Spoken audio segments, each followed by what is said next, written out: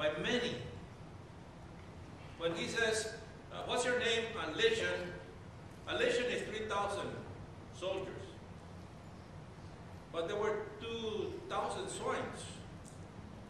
So his name legion don't necessarily mean that he only had that amount of 300. But his name was legion because he says, because we are many. There are two says. A hopeless case.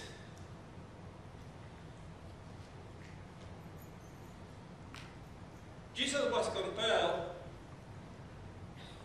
to go. Adrian, I don't want you up there. Now this is going to come out worldwide in the internet.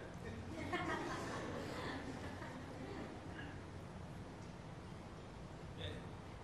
Jesus was compelled to go to that place.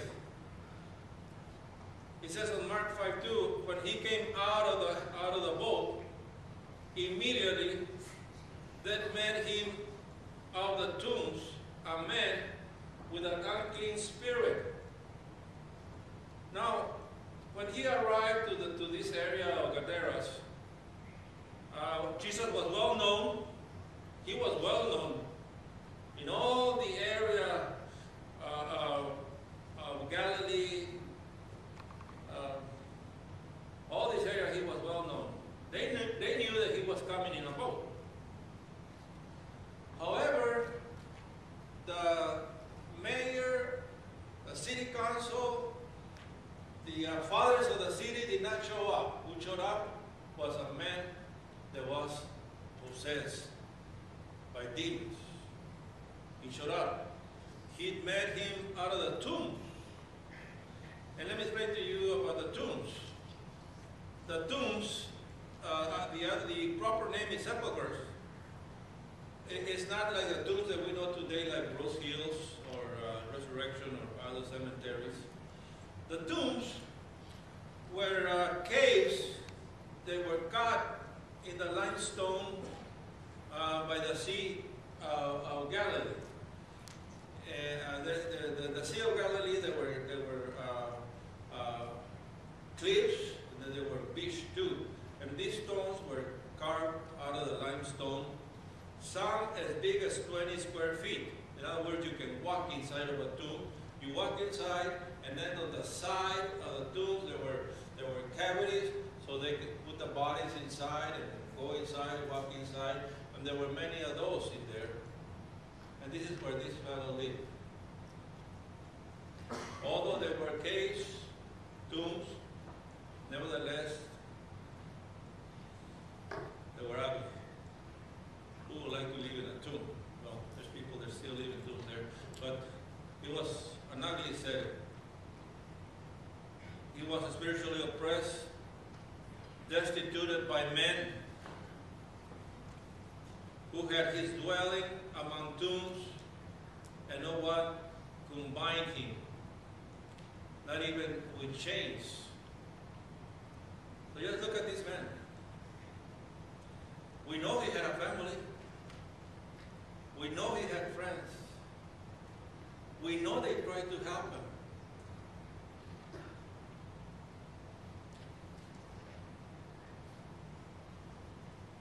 They took him home. They bind him. They chain him. Hands. They shackle him his feet. But the power of these spirits was so great that don't ask me how, but he broke those chains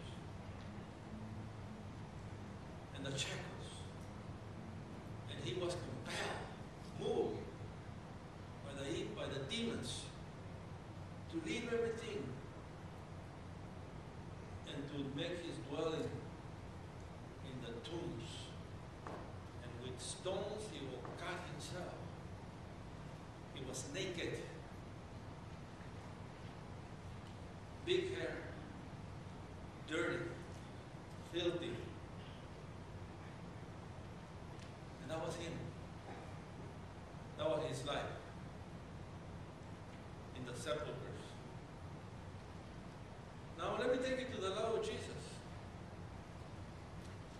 Jesus, on Mark 4, was in the other side of the lake.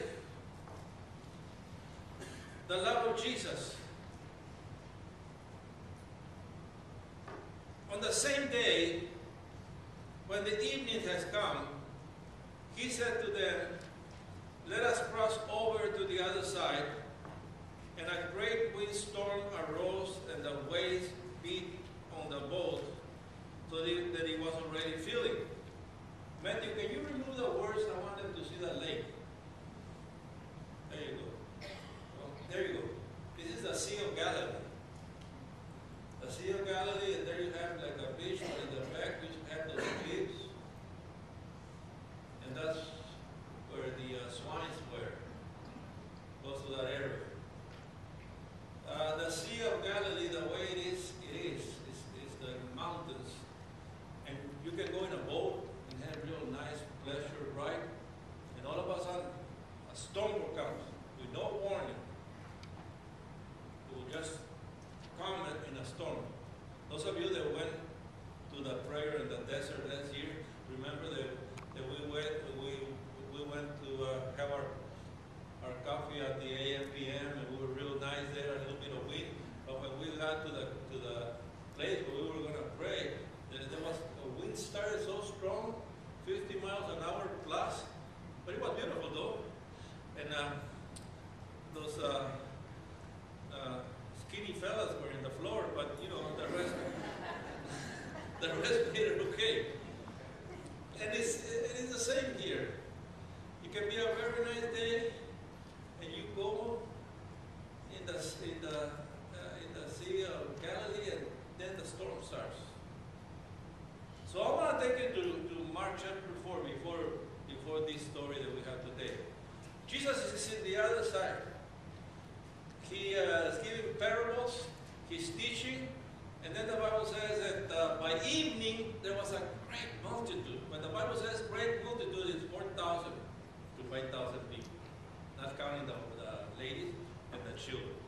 So just picture that. Jesus among all these multitude of people. Ministry, no breaks, no lunch. And he was tired. But he told his disciples, I need to go to the other side. Take me to the other side. Now here you have 4,000 people, but he needs to go to the other side. You know what I see? I see Jesus hearing the cry of this man. No one could deliver this man except Jesus. No one could set him free except Jesus. No one can restore his mind to normality except the power of Jesus. And Jesus tell his disciples, it's getting dark, let's go. Let's go to the other side. I knew Peter. You know how Peter is. Let's stay here. Let's camp here.